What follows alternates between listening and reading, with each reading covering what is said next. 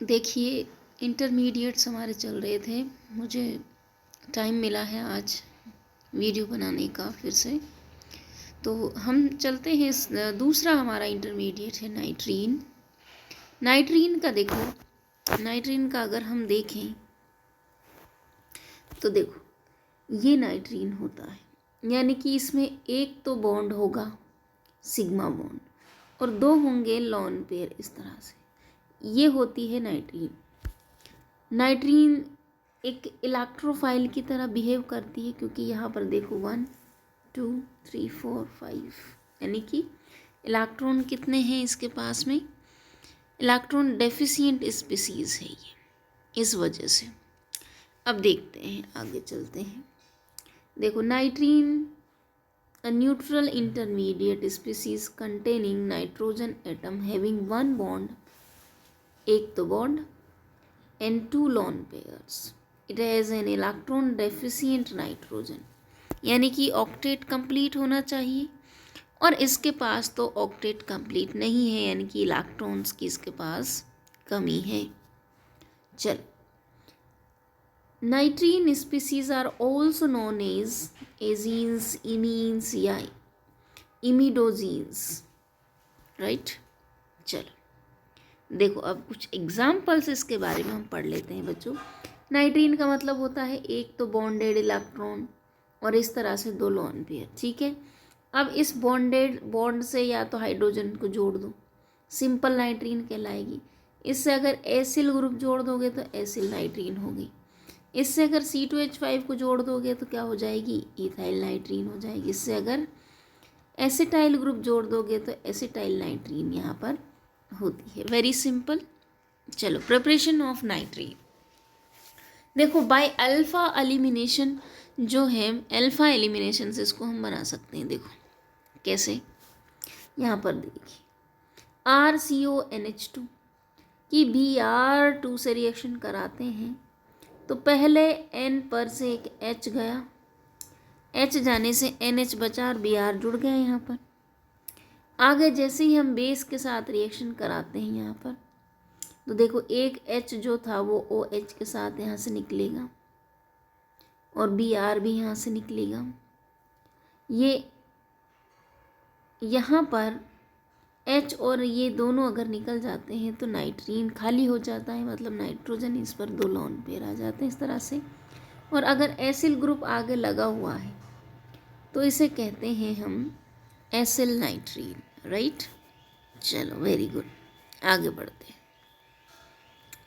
By thermal decomposition, अब देखो acyl azide का अगर आप थर्मल डिकम्पोजिशन करा दो ऐसे, तो ये दो N निकल जाएंगे और ये नाइट्रोजन यहाँ से एसिल नाइट्रीन और नाइट्रोजन गैस यहाँ से बाहर निकल दी। इसी तरह से अगर हम देखें तो यहाँ पर देखो, इसमें यहाँ से CO निकाल दो, कार्बन मोनोऑक्साइड और नाइट्रीन बन जाएगी। Hg की प्रेजेंस में H न्यू से इसका फॉर्मेशन होता है।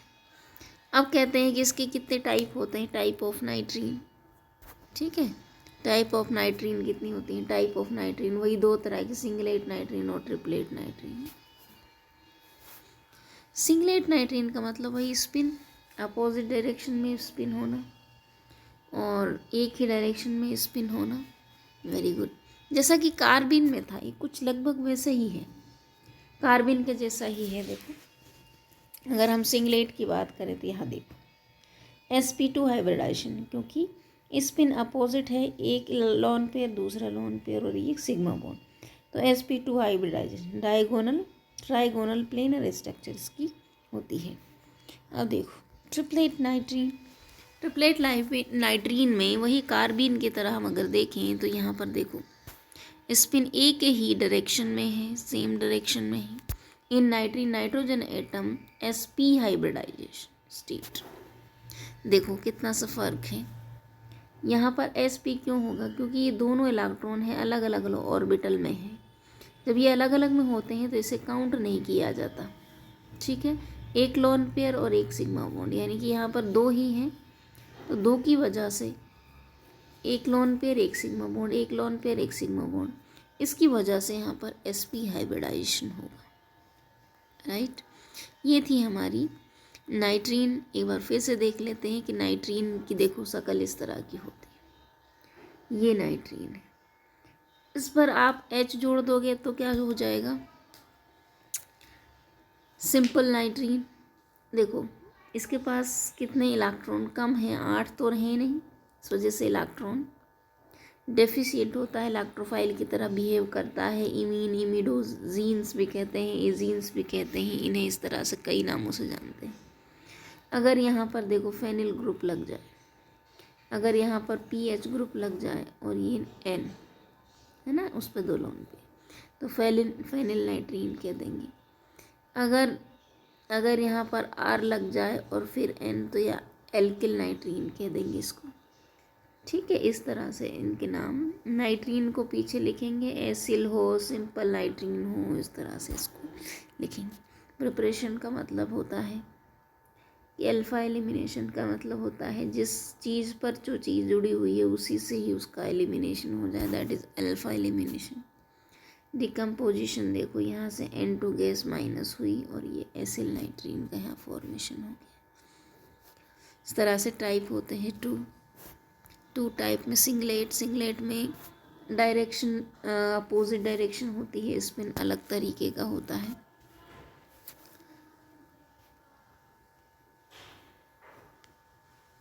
और जो ट्रिपलेट है उसमें sp हाइब्रिडाइजेशन है, इसमें sp2 है।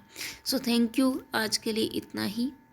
कल हम पढ़ेंगे बेंजाइन, उसके बाद हम कार्बोकेटाइन की तरफ बढ़ेंगे, फिर इंटरमीडिएट फिनिश हो जाएंगे कुछ ही दिनों में।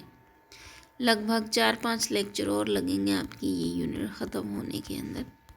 So thank you so much.